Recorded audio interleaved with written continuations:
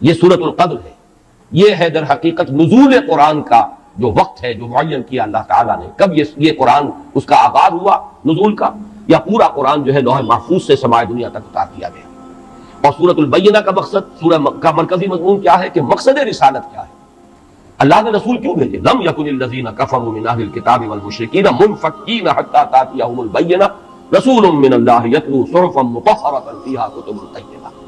تو یہ 4 سورہ جو ہے اس کے لیے نبوت و رسالت کا عنوان نہایت موزوں ہے۔ اس کے بعد پھر جو 4 سورتیں آنے والی ہیں، پھر وہ 4 سورہ ہے انذار آخرت، سورۃ الزلزال، اذا زلزلت الارض زلزالها واخرجت الارض اثقالها وقال الانسان ما لها۔ اس کے بعد سورۃ العادیات،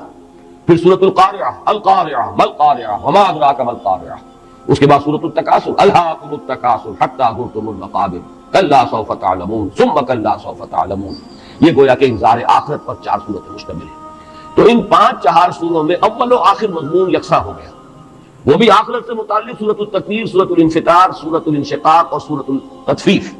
اور یہ بھی سورۃ الزلزال، پھر سورۃ العادیات، پھر سورۃ القارعہ، پھر سورۃ التکاثر۔ تو اول و آخر کا مضمون وہی ہے کہ جو اس تمام گروپ کا مرکزی عمود ہے، انذار آخرت۔ لیکن درمیان میں یہ 3-4 سورے جو آئے ہیں، ان میں حکیمانہ مضامین ہیں، نبوت و رسالت کے مقاصد کا تذکرہ ہے، پھر یہ کہ نور و ظلمت جو باطن میں بھی ہے اور خارج میں بھی ہے، اس کے حوالے سے نہایت معرفت اور حکمت کے موتی ہے قیمتی کہ جو اس 4 سورے میں آئے۔ اب اس تمہید کے بعد صرف یہ نوٹ کر لیجئے کہ سورۃ القدر کا جوڑا جو ہے اصل میں وہ سورۃ البینہ ہے۔ ان میں کیا نسبت ہے؟ سورۃ القدر جو ہے وہ آغاز نزول قرآن کے ذکر پر مشتمل ہے، انا انزلناہ فی لیلۃ القدر، اور سورۃ البینہ مقصد نزول قرآن پر مشتمل ہے، کیوں نازل کیا گیا یہ قرآن۔ معاذ اللہ، میں صرف بات واضح کرنے کے لیے لفظ استعمال کر رہا ہوں، یہ اللہ کی کوئی ہابی نہیں ہے، کتابیں اتارنا یہ کوئی اللہ کا شغل نہیں، مشغلہ نہیں، کیوں اتارا ہے؟ مقصد ہے عظیم، تاکہ دودھ کا دودھ اور پانی کا پانی جدا ہو جائے، تاکہ منفک ہو جائے جنہوں نے کفر کیا ہے، جن کے اندر کجی ہے، جن میں زیغ ہے، جن کے اندر خباثت ہے، وہ علیحدہ ہو جائے، حتی یمیز الخبیث من الطیب، جن کی فطرت سلیم ہے، صالح ہے، وہ علیحدہ ہو جائے۔ لم یکن الذین کفروا من اہل الکتاب والمشرکین حتی تأتیہم البینہ، یہ تمییز نہیں ہو سکتی تھی جب تک کہ بینہ نہ آ جاتی، اور بینہ کیا ہے؟ رسول من اللہ یتلو صحفا مطہرۃ فیہا کتب طیبہ۔ وہ جو نقشہ مولانا حالی نے کھینچا ہے کہ اتر کر حرا سے سوئے قوم آیا اور ایک نسخہ کیمیا ساتھ لایا، یہ دونوں مل کر رسول اور کتاب دونوں مل کر بینہ بنتے ہیں۔ ایک بات ان دونوں کے مابین جو قدر مشترک کے طور پر ہے اسے نوٹ کر لیجئے کہ ان دونوں کے بارے میں اختلاف ہے کہ یہ مکی ہے یا مدنی ہے۔ اگرچہ سورۃ القدر کے بارے میں غالب رجحان جو ہے وہ یہ ہے کہ یہ مکی ہے، لیکن رائے موجود ہے کہ یہ مدنی ہے۔ سورۃ البینہ کے بارے میں غالب رجحان یہ ہے کہ یہ مدنی ہے، لیکن یہ رائے بھی موجود ہے کہ یہ مکی ہے، یہاں تک کہ ام المومنین حضرت عائشہ صدیقہ رضی اللہ تعالی عنہا کی رائے یہ آئی ہے کہ یہ بھی مکی صورت ہے، مدنی نہیں ہے، اگرچہ اس کا جو انداز ہے، اس میں جو الفاظ استعمال ہوئے ہیں، اس کا جو اسلوب ہے وہ یقیناً بہت مشابہ ہے مدنی صورتوں کے ساتھ۔ اہل کتاب کا ذکر خاص طور پر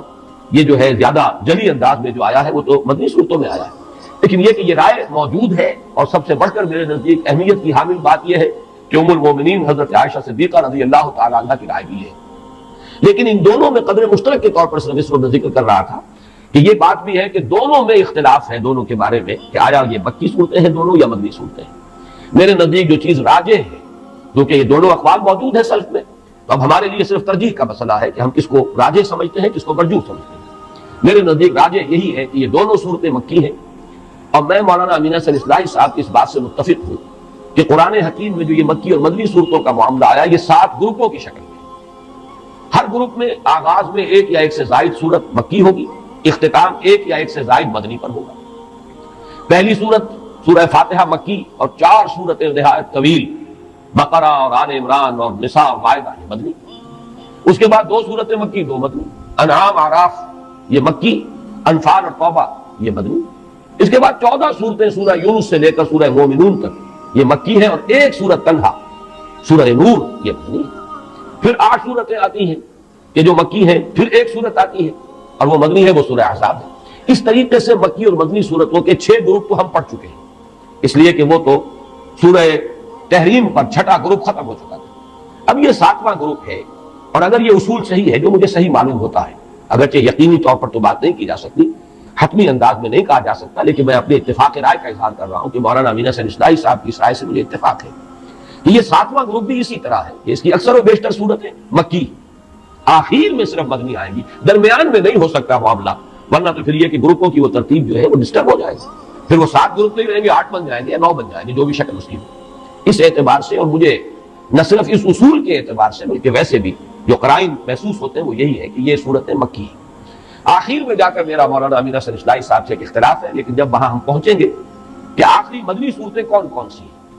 میں وہاں پھر اس اختلاف کو وہاں بیان کروں گا۔ اور یہ بات سمجھ لیجئے کہ اصول میں اتفاق کے باوجود اصول کی اپلیکیشن میں اختلاف ہو سکتا ہے، اصول ایک ہی ہے، لیکن یہ ہے کہ اس کا جب آپ انطباق کرتے ہیں کسی مسئلے میں، آپ کی رائے کچھ اور ہو سکتی ہے، کسی دوسرے شخص کی رائے کچھ اور ہو سکتی ہے، اور اس میں ہم حتمی اور یقینی طور پر کچھ نہیں کہہ سکتے، واللہ عالم کہہ کر ہمیں اپنی رائے ظاہر کرنی چاہیے۔ تو جہاں تک بحثیت مجموعی اصول کا تعلق ہے، مکی مدنی صورتوں کے 7 گروپ، ان میں مجھے کامل اتفاق ہے مولانا اصلاحی صاحب کے ساتھ، لیکن آخری گروپ کی مدنیات کون سی ہے اس میں مجھے ان سے اختلاف ہے۔ اس سے بھی زیادہ گہرا تعلق جوڑا تو ہے اس کا سورۃ القدر کا، سورۃ البینہ، لیکن چونکہ 4 سورے کے ضمن میں عرض کر چکا ہوں کہ صرف جوڑوں کی نسبت نہیں ہوتی، بلکہ بعض جگہوں پر آپ دیکھیں گے کہ اس 4 سورے کی سورہ نمبر 2 اور سورہ نمبر 3 میں زیادہ گہری مناسبت ہے، وہ میں بیان کر چکا ہوں سورۃ العلق کے درس کے ضمن میں۔ 5 آیات ابتدائی سورہ علق کی، اقرأ بسم ربک الذی خلق، خلق الانسان من علق، اقرأ وربک الاکرم الذی علم بالقلم، علم الانسان ما لم یعلم، اور 5 ہی سورت آیات ہیں اس سورہ مبارکہ کی سورۃ القدر کی، اور ان میں جو گہرا ربط ہے وہ ازل من الشمس ہے، وہ پہلی وحی ہے، اور اس میں پہلی وحی کے نزول کا ذکر ہے، اس کا وقت معین کیا گیا ہے، ہم نے یہ لیلہ مبارکہ میں اس کو نازل فرمایا۔ انا انزلناه في ليلة القدر وما ادراك ما ليلة القدر ليلة القدر خير من الف شهر تنزل الملائكة والروح فيها بإذن ربهم من كل امر سلام هي حتى مطلع الفجر۔ تو کس قدر خوبصورت ربط ہے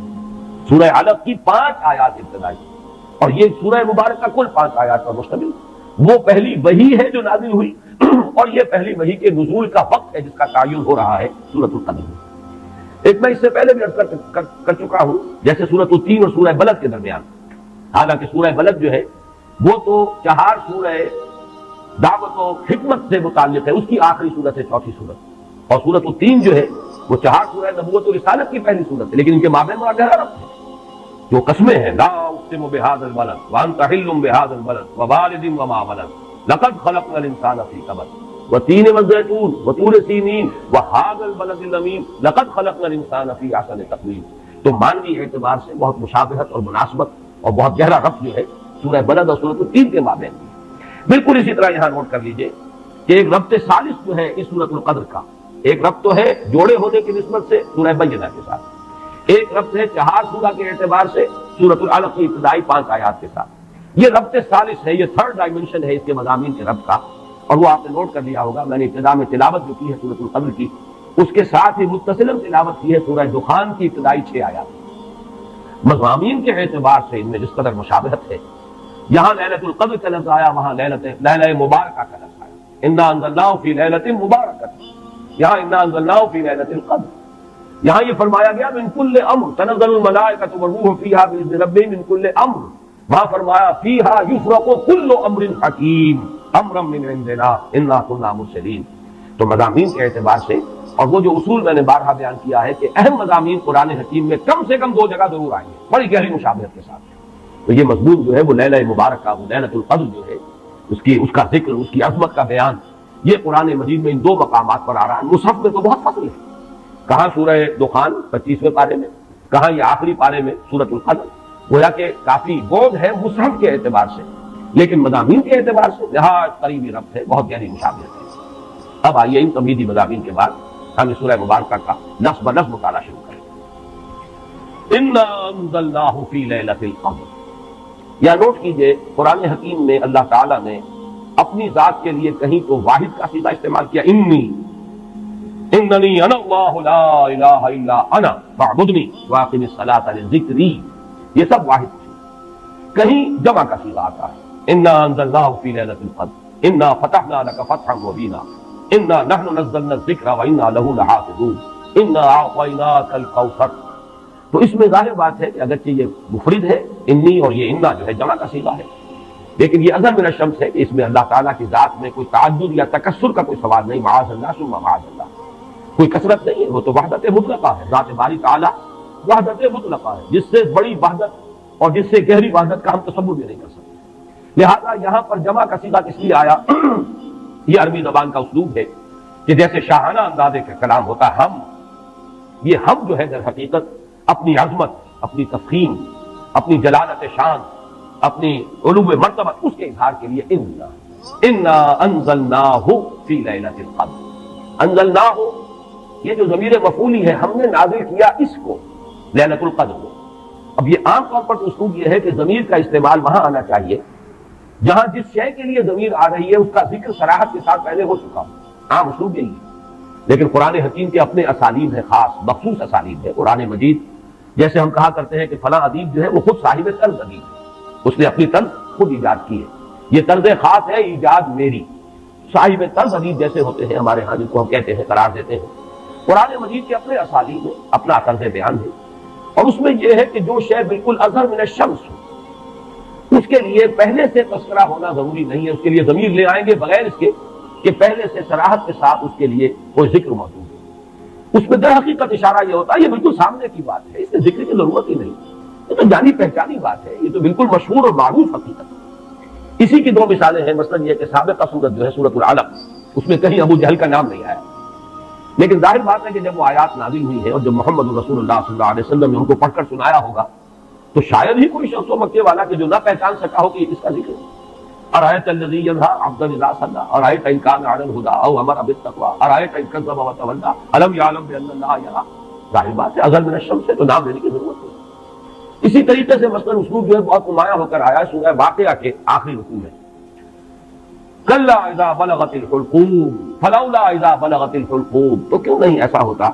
کہ جب وہ پہنچ جاتی ہے حلق تک، حلقوم تک، کیا پہنچ جاتی ہے؟ اب یہاں پہ اصل من الشمس سے مراد ہے عالم نظام میں، جبکہ جان آ کر ہنسلی میں پھنس جاتی ہے۔ یہاں گھنگرو بولتا ہے اصل میں حتی اذا بلغت الحلقوم، یہ آخری وقت جو ہے معلوم ہوتا ہے کہ یہاں کوئی آواز آ رہی ہے اور جان یہاں آ کر پھنس گئی، لیکن یہاں جان کا یا نفس کا کہیں لفظ نہیں آیا۔ لا فلولا اذا بلغت الحلقوم وانتم حينئذ تنظرون ونحن اقرب اليه منكم ولكن لا تبصرون فلولا ان كنتم غير مدينين ترجعونها ان كنتم صادقين۔ اب یہاں پر بھی لفظاً کوئی ذکر نہیں ہے کہ کس شے کے لیے یہ لفظ استعمال ہو رہا ہے، لیکن اس کے مشہور و معروف اور اظہر من الشمس ہونے کے اعتبار سے وہ جو عام قاعدہ ہے اس کے خلاف یہاں پر بغیر اس کی صراحت کے تذکرے کے ضمیر کا استعمال ہو گیا۔ انا انزلناه في ليلة القدر۔ اس میں ایک بات اور نوٹ کیجئے کہ در حقیقت کسی شے کا اس طرح تذکرہ نہ کرنا یہ خود اس کی عظمت کی دلیل ہے۔ گویا کہ یہاں پر نہ صرف یہ کہ قرآن کے لیے اس ہو کا ضمیر جو ہے اس کی انا انزلناہ یہ قرآن کے اپنے مخصوص اسلوب کے مطابق آئی ہے، بلکہ اس میں قرآن کی عظمت کی طرف اشارہ ہے، اس لیے کہ جو صاحب عظمت ہستی ہو اس کا نام نہیں لیا جاتا، بلکہ اس کی طرف آ جناب، آ حضور، یہ الفاظ جو ہے یہ اسی لیے اختیار کیے گئے ہیں اور ایجاد کیے گئے ہیں کہ عظیم ہستی صاحب مرتبہ کوئی شخصیت ہے اس کا نام نہیں لیا جاتا، اس کی طرف اشارے کیے جاتے ہیں۔ انا انزلناہ، ہم نے اسے نازل کروایا۔ معلوم یہ ہوا کہ اس میں عظمت قرآن کی طرف بھی ایک اشارہ کیا جا رہا ہے۔ پھر اس میں عظمت قرآن جو ہے اس کے دو اور اسلوب ہیں جو اس میں سامنے آئے۔ انا انزلناہ فی لیلۃ القدر، ہم نے خود نازل کیا اس کو، حالانکہ ہمیں معلوم ہے کہ یہ نزول جو ہوا ہے محمد رسول اللہ صلی اللہ علیہ وسلم پر بواسطہ ملک ہوا ہے، جبرائیل کے ذریعے سے۔ فإنہ نزلہ علی قلبک، اس نے نازل کیا اس قرآن کو اے نبی آپ کے دل پر، نزل بہ الروح الامین علی قلبک، اس کو لے کر نازل ہوئے یا اس کو نازل کیا ہے روح الامین نے۔ تو معلوم یہ ہوا کہ فرشتہ درمیان میں ہے،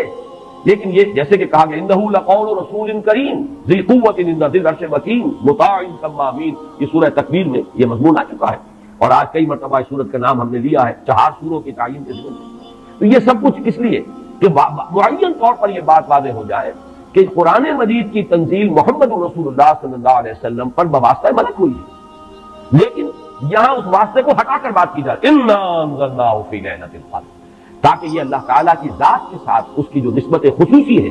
وہ نمایاں ہو، اور اس سے قرآن مجید کی بھی عظمت جو ہے وہ اور اجاگر ہو کر اور نکھر کر اور ظاہر ہو کر سامنے آ جائے۔ اسی طریقے سے اس کا ایک اور اسلوب بھی ہے کہ وقت نزول جو ہے لیلۃ القدر، جبکہ ہم نے اسے نازل کیا ہے لیلۃ القدر میں، اور پوری سورت جو ہے اب اس لیلۃ القدر کی عظمت پر جو ہے گفتگو کر رہی ہے۔ اس میں بھی گویا کہ نزول قرآن جو ہے اس کے لیے لیلۃ القدر کا انتخاب یہ بھی عظمت قرآن کے بیان و اظہار کا ایک اسلوب ہے۔ انا انزلناہ فی لیلۃ القدر، اس میں اب تیسری بحث جو ہماری ہے وہ یہ ہے کہ انزال اور تنزیل کا فرق۔ یہ بارہ میں عرض کر چکا ہوں کہ باب افعال سے مصدر آئے اور پھر باب تنزیل سے اسی مادے سے اگر مصدر آئے تو ان میں فرق کیا ہوتا ہے۔